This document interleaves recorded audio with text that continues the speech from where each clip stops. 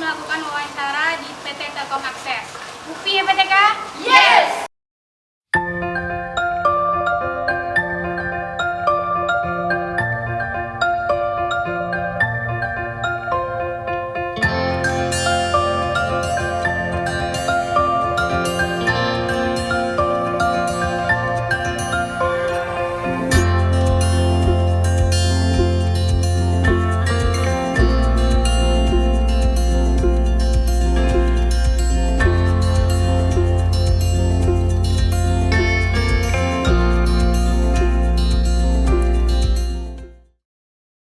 Semangat pagi! Pagi, pagi, pagi! Safety? Yes! Accident? No! Assalamualaikum warahmatullahi wabarakatuh. Baiklah, di sini kami mahasiswa dari Universitas Putra Indonesia YPTK Padang, jurusan Sistem Informasi, ingin mewawancarai perusahaan atau perusahaan Telkom. Ada baiknya pula kami ingin kenal dengan yang kami wawancarai sekarang. Kami minta abang untuk memperkenalkan diri terlebih dahulu. Terima kasih kawan-kawan dari Universitas Putra Indonesia YPTK Padang. Tapi kan cuma di Sumbar ya. Iya. Swasta. Jadi kita di sini kan merupakan suatu perusahaan yang dimana kita fokus kepada pembangunan infrastruktur jaringan telekomunikasi. Jadi saya sendiri perkenalkan, nama saya Wiki Anasa. Saya di sini sebagai tim leader di unit project deployment, yaitu bagian pembangunan konstruksi untuk semua pembangunan jaringan di semua wilayah Sumbar dan telekomunikasi. Begitulah perkenalan dari saya. Akan bertanya langsung aja. Kami mau nanya, tahun berapa perusahaan ini didirikan? Perusahaan PT Telkom Akses ini adalah anak perusahaan Telkom, anak perusahaan PT Telkom. Jadi seperti PT Telkomsel itu kan anak perusahaan Telkom juga. Sama halnya dengan PT Telkom Akses, itu anak perusahaan Telkom yang berdiri pada tanggal 12 Desember 2012. Jadi 12 tahun 2012. Berarti sekarang udah 6 tahun. Ya. Lalu bagaimana latar belakang perusahaan ini? Mau didirikan. Iya. Jadi kan semakin berkembangnya jaringan internet, semakin dibutuhkannya jaringan internet di Indonesia. Pasti orang membutuhkan jaringan setiap sudut, setiap daerah perkampungan pun orang membutuhkan. Makanya dibentuklah anak perusahaan yang memfokuskan untuk pembangunan jaringan tersebut. Telkom pun sebelumnya mengerjakan yang ditolong oleh mitra-mitranya. Jadi Telkom langsung mengelola ke mitranya. Dengan cara itu Telkom agak kewalahan, makanya dibentuklah suatu perusahaan, anak perusahaan Telkom Akses ini, supaya dia bisa mengontrol lebih detail ke mitra-mitra agar pekerjaannya itu lebih termonitor. Jadi pembangunan lebih cepat, pembangunan lebih terstruktur, dan enggak pas uji terima pun nggak ada kendala gitu, karena timnya lebih fokus ke mitra. Kalau Telkom dulu dia mengontrol satu unit bagian Telkom itu cuma mengontrol semua mitra. Kalau di sini kan bisa mengontrol per mitra, lebih detail gitu. Apa tujuan dari Telkom? Tujuan. Ya, kalau PT Telkom sendiri, pastinya untuk memenuhi kebutuhan pelanggan untuk akan adanya telepon, internet, sama layanan TV. Nah itulah tiga lain itulah yang ada pada IndiHome sekarang. Ya, IndiHome itu adalah tiga layanan tersebut. Ya, ada. Jadi bagaimana struktural dari perusahaan atau PT ini, Pak?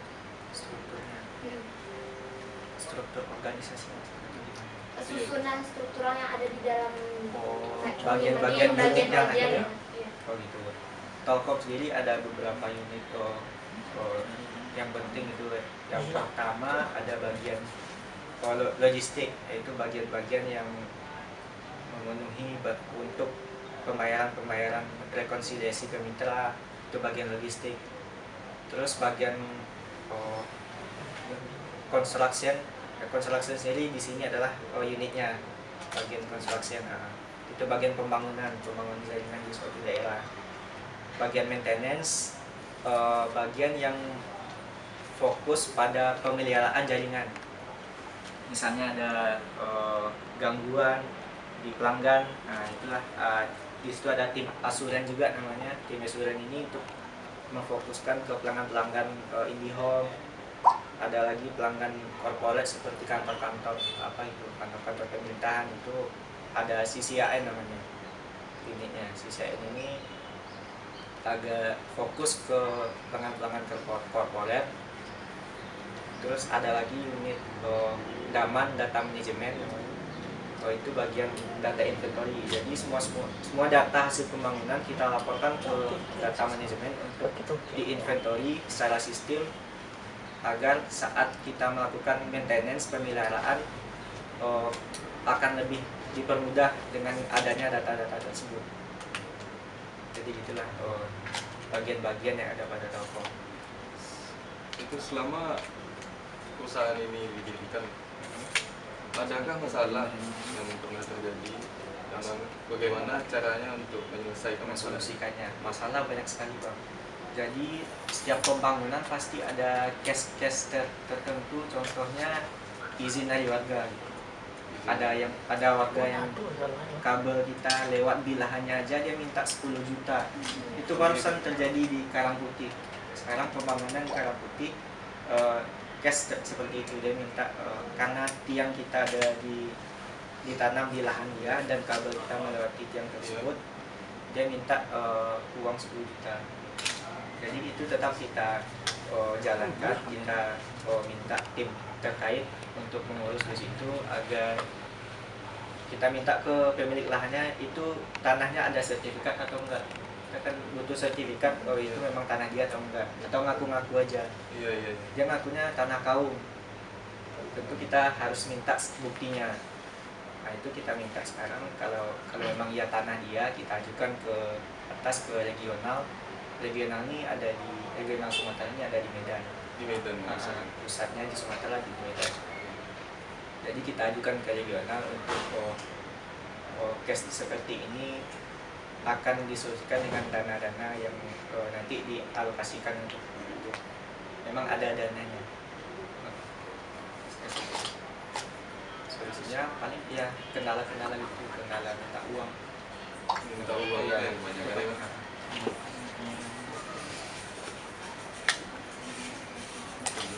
Ada lagi itu ya. Di sini ada nggak, Bang, kayak struktur organisasi kayak pemimpin itu? Iya, yang Oh, kalau yang terpampang di sini nggak ada ya. Kalau di data ada di yang bisa, atau dilihat di sini atau gimana? Ada di sini. Paling dijelaskan aja lah ya. Kayak dijelaskan aja. Ah, Saya bagian Ini ada pemimpinnya, Oh, gitu. bagaimana, apa aja tugasnya gitu. oke. Pertama di sini di Telkom Akses sendiri kan bagian unit akses gitu.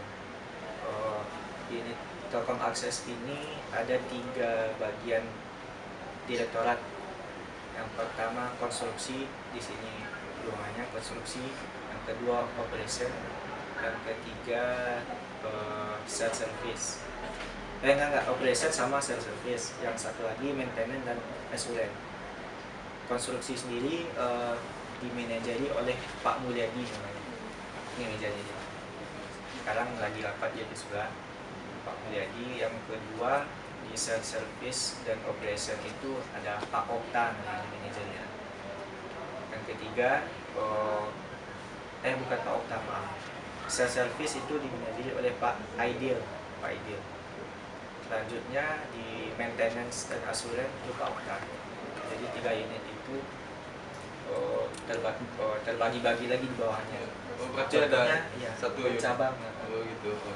Konstruksi itu ada bercabang lagi, dia ada bagian SDI, survei, drawing, dan inventory. Jadi di situ sebelum pembangunan kan PT Telkom sendiri mengajukan untuk di sini harus dibangun, otomatis tim survei, drawing, dan survei sendiri melakukan survei di lapangan. Iya, turun ke lapangan mengecek berapa kebutuhan material yang akan diinstalasi, berapa panjang kabelnya, dan berapa total tiang lah gitu. Itu aja untuk mengajukan pemasangan baru. Nggak banyak sekali. Ada lagi? Jadi mungkin sekian pertanyaan-pertanyaan dari kami semuanya Bang. Ya. Dan kami mungkin bisa bermanfaat untuk kita semua dan kami juga mahasiswanya. Kami tutup. Wassalamualaikum warahmatullahi wabarakatuh. Waalaikumsalam warahmatullahi wabarakatuh.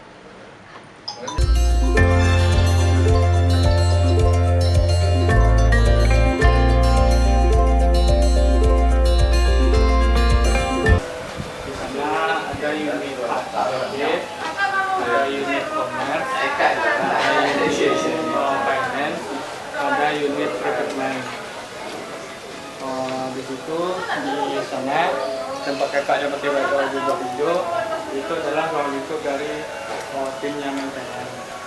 Di sini tim dari WH, warehouse, aset gudang. Abang ini lah dia. Abang ini dan tim dan jajarannya. Oke, sampai sini ada yang mau ditanyakan dulu.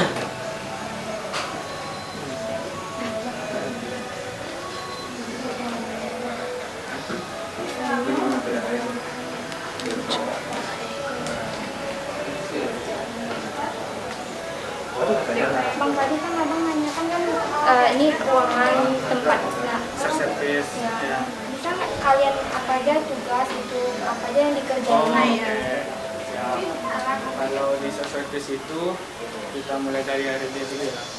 HRD mungkin HRD udah tahu kan tugasnya, fungsinya. Itu lebih ke tentang hak dan kewajiban dari sebuah karyawan atau staf itu kan. Ini HRD ini yang bertanggung jawab apapun kewajiban dan tanggung jawab dari sebuah dari seorang manajer karyawan tersebut gitu kan. Baik dari segi aturan, disiplin, itu dari segi haknya seperti tunjangan, gaji gitu kan. Kalau finance dia adalah istilahnya bagian keuangannya di sini. Jadi kalau seandainya ada sesuatu hal yang berhubungan dengan keuangan, misalnya ada pembelian alter, salter, atau sarana transportasi, dalam finance inilah yang bertanggung jawab baik dari segi uang masuknya dari pihak pusat maupun dari kita langsung. Dan kemudian dari unit commerce di sini dia unitnya itu lebih ke pekerjaan. Misalkan ada suatu proyek pekerjaan di suatu daerah, apakah sudah selesai, nanti pihak commerce ini akan bertanggung jawab untuk ditagihkan ke pihak teleponnya. Karena kan di sana ada dari segi jasanya, material-materialnya berapa, begitu ada nominal harganya. Nanti dari segi nominal harga itulah nanti dari orang commerce ini yang akan bertanggung jawab menagihkan pekerjaan kita dari telkommersialnya ke pihak telkom. Habis itu procurement. Kalau procurement di sini tugasnya itu lebih ke tanggung jawab pekerjaan dari Telkom Akses ke mitra. Misal abang orang commerce, abang Sandi ini adalah mitra yang mengerjakan proyek yang tadi ya. Jadi Bang Sandi ini apabila selesai dia melaporkan ke orang procurement dulu untuk dari segi kelengkapannya, gambarnya, harga material segala macamnya nanti dibuatkan dalam bentuk surat. Nanti sudah ada fix, baru dioper ke finance tadi, ke commerce tadi gitu. Jadi itulah alur ceritanya. Dari tim sukses service ini. Ada yang tanya lagi? Udah paham? Sudah.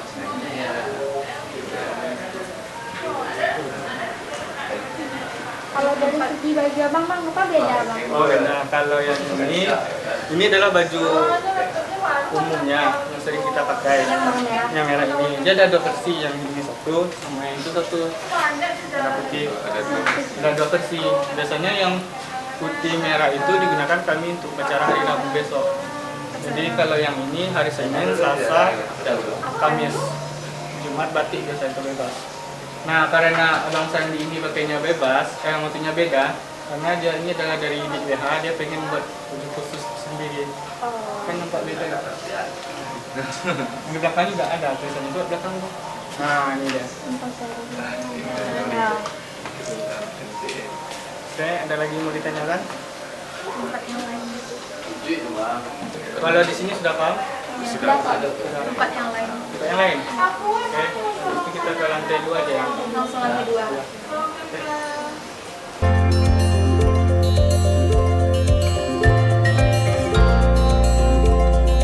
Tambahkan untuk project deployer ini salah satu kinerjanya yaitu lebih ke pengawasan pekerjaan pembangunan di lapangan yang tadi yang kita sebut di bawah tadi kan.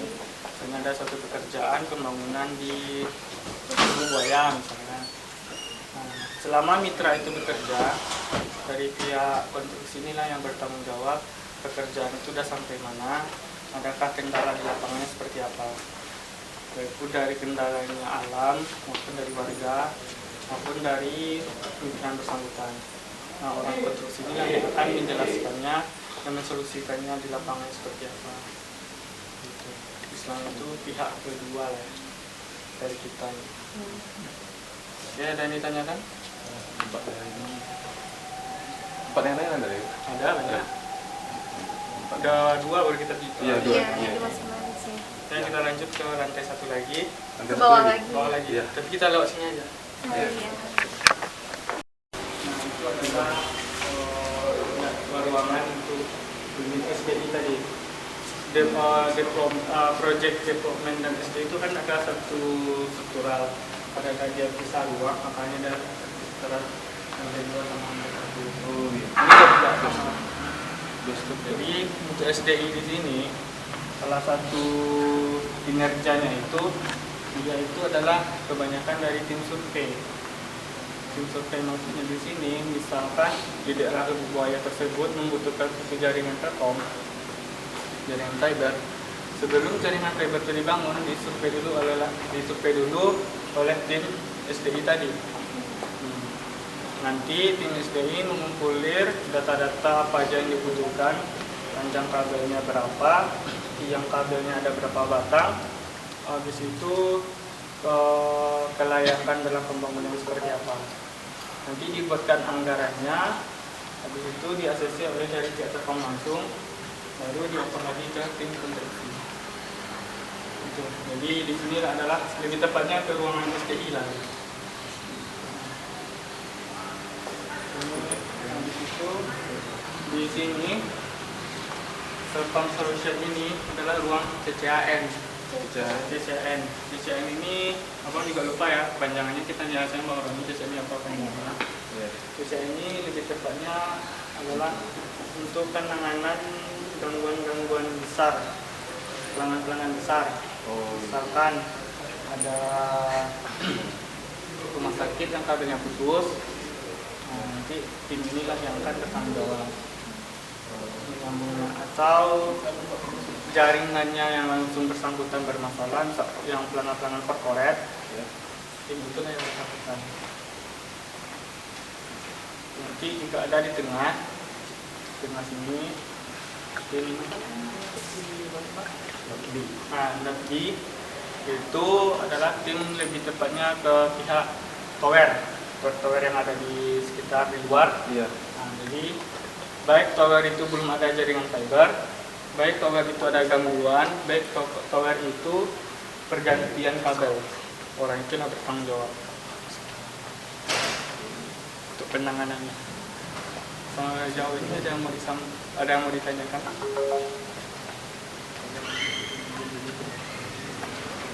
Oh, mungkin dari Telkom Solution tuh, Mak. Ya. Misalnya gimana pelanggan itu menghubungi? Mungkin lewat telepon atau lewat internet atau udah apa? Nah, makasih. Namanya siapa? Rehan. Pertanyaannya gini, karena dia adalah pelanggan khusus, spesial istilahnya bagi Telkom kan, pelanggan besar. Apabila dia ada gangguan, biasanya pihak Telkom langsung tahu. Nanti ada monitor, bagian mungkin orang AD-nya ada di sebelah. Nanti dia langsung termonitoring bahwasanya dari pihak ini ada gangguan jaringan. Langsung orang itu terjun hari itu juga. Nggak bisa ditunda-tunda 2 jam lagi, 3 jam lagi, besok nggak bisa. Jam segini gangguannya, segini dia turun ini. Karena dia udah tekan kontrak langsung dengan pihak Telkom. Gitu. Oh, berarti bagi pelanggan yang besar. Pelanggan besar corporate lah istilahnya. Kalau misalnya pelanggan yang apa, Bang? Misalnya rumahan gitu. Kalau rumahan ada yang maintenance tadi. Oh. Gitu. Yang di depannya tuh. Maintenance asuran tadi. Gitu ya, Bang. Yang di ruang di depan tadi. Karena berhubung teknisnya ke lapangan semua kan, yang di dalam itu adalah orang-orang adminnya lah. Adminnya aja. Dan sejauh ini ada yang bertanyakan dulu?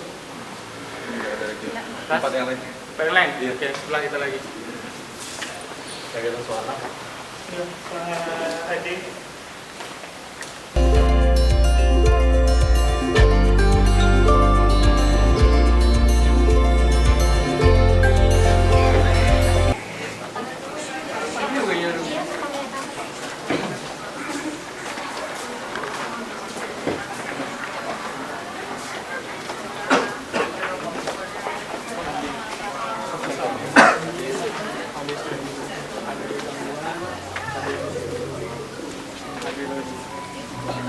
Karena ada asma asuran. Ini diliput. Kurget. Bukannya lah ke. Hah? Orang Telkom aja. Orang Telkom. Nah, jadi kita di lantai 2 ini cuma ini sama ini aja. Oh iya, Bang. Asman asuransi berapa? Asman asuransi pergi keluar. Enggak. Oh, tugasnya Asman Asisten manajer. Oh, sistem meja. Ini Itu ruangan Telkom. Sebelumnya jadi ke logistik Telkom, finance-nya Telkom. Jadi untuk menjelaskan ruang pertama tadi itu adalah kan tim drafter. Drafter kan salah satu bagian unit dari project development dan SDI tadi. Salah satu tugasnya itu jika pembangunan sudah selesai, ini kita lanjutkan. Jika pembangunan sudah selesai, sudah lengkap semua gambarnya, data-datanya, nanti data tersebut diopor atau diserahkan ke tim drafter tadi untuk digambar ulang di sistem. Nah, jadi kemudian digambar ulang, habis itu didata ulang lagi, dicantumkan ke media aplikasinya di drafter, barulah bisa jaringan itu hidup. Setelah itu barulah bisa pelanggan menggunakan jaringan fiber tersebut. Itulah fungsinya drafter.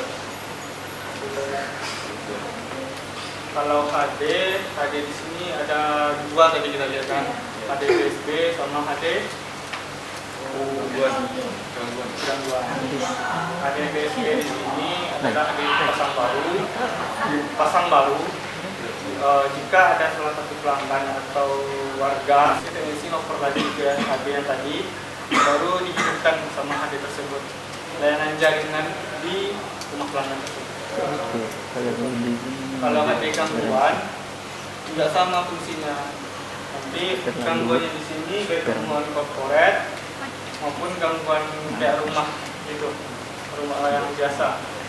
Nah, jadi kalau yang gangguan di rumah tersebut, pelanggan harus telepon 147 atau langsung ke plaza lantai 1. Nanti langsung dia dapat tiket atau nomor gangguan, baru diterima sama AD gangguan tadi, dioper lagi ke teknisi, dilayani sama teknisi gangguannya, dioper lagi tiket lagi ke HD, baru dipost sama AD. Itu fungsinya. Jadi begitulah alur HD. Makanya HD itu jarang keluar-keluar.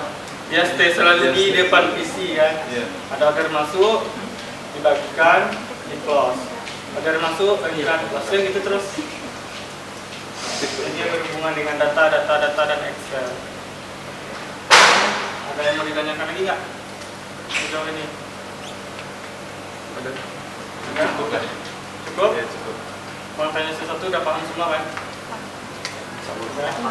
Ada yang bertanya? Siapa namanya? Iqbal. Ada yang tanyakan dong? Siapa namanya? Wira. Siapa? Wira. Siapa? Rehan. Milenia. Milenial? Iya. Milenial namanya? Iya. Sudah udah paham kan? Masya Allah. Kameramen? Paham. Paham. Asisten kameramen? Babu. Mungkin itulah beberapa dasar ini yang ada di kantor Polres sekaligus kinerjanya masing-masing. Untuk lebih jelasnya bisa mungkin Bang Roni lah yang akan menambahkan kekurangan apa yang Bang sampaikan tadi. Bang juga mohon maaf karena kita tidak bisa bertemu sama orang yang bersangkutan karena dia di bekerja ya. Iya. Jadi di sebelah, yang di tengah tadi, maupun yang di sini. Di terakhir nanti kita ke gudang misalnya untuk pengenalan beberapa material yang ada di Telkom.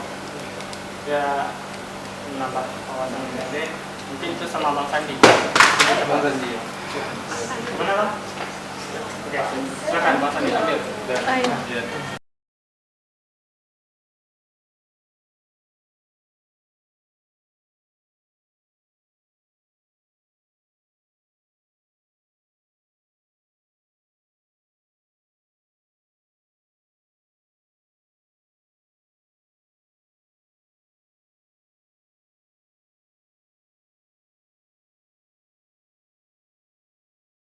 Telepon.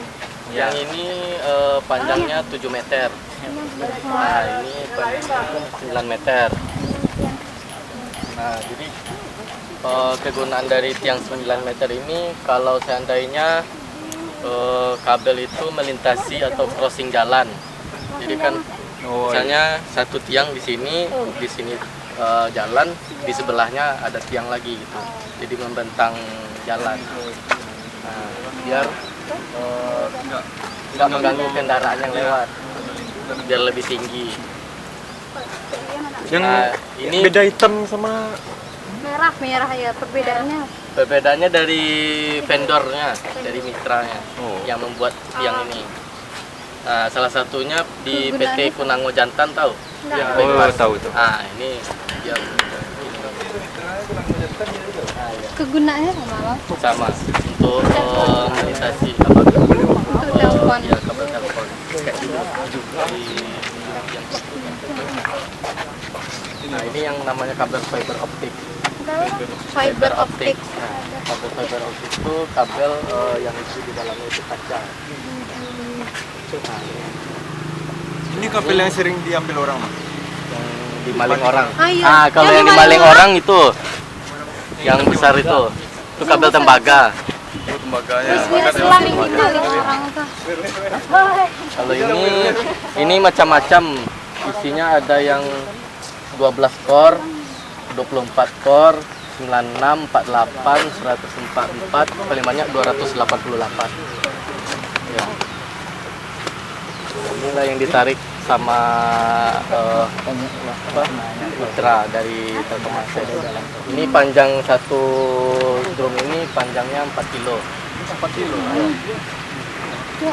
Di dalam kabel tuh warna-warna apa aja kabel kecil? Warnanya macam-macam. Ada kayak itu Magiku Hibiniu. Oh, lengkap. Lengkap. Tergantung jumlah core-nya. Kabel yang besar mah. Ini yang ditarik sama orang dulu. Wih. Ini isinya 1000. Sumur. Apa bang? 1000? Ya 1000 di dalam kabel. Iya banyak, oh. Macam-macam, paling banyak 2.800.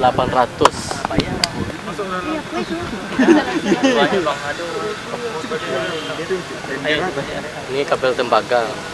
Berarti kabelnya 2 macamnya aja bang? Apa? Ini sama itu? Ya. Yang Kalau ini kan udah nggak dipakai lagi. Kalau yang kuning, Bang. Bang. Nah, ini bahasa kerennya HDPE. Apa? HDPE. HDPE. Ya, ini kegunaannya untuk kabel di bawah tanah. Ya, jadi biar Kalau yang itu kondisi kabel yang tadi itu, Bang, apa? di mana tak ada? Itu di bawah tanah Sama ya. sama. Kalau kabel optik itu ada 2 jenis. Kabel optik. Ya, ada 2 jenis. Yang satu kabel udara, yang satu kabel tanah. Jadi yang kalau yang udara yang tadi Kabel itu. udara ini kabel udara. nih. Oh, ini Jadi yang kabel ada udara. ininya untuk dicantolin di tiang Oh, gitu. nanti yang tuh. Ya. Nah, itu. Kalau perbedaannya ini kabel tanah ke sini. Oh, enggak ada Ya, yang nggak ada kecilnya. cabang. Ya. Jadi lurus gini. Jadi untuk penanaman kabel di bawah tanah dilapisi sama itu. Dengan itu. Sama seperti selang. Itu aja ya? Ya, itu. Iya, itu aja, Bang. Sekian dari kelompok kami, semoga bermanfaat. Wassalamualaikum warahmatullahi wabarakatuh. Semangat pagi! Pagi, pagi, pagi.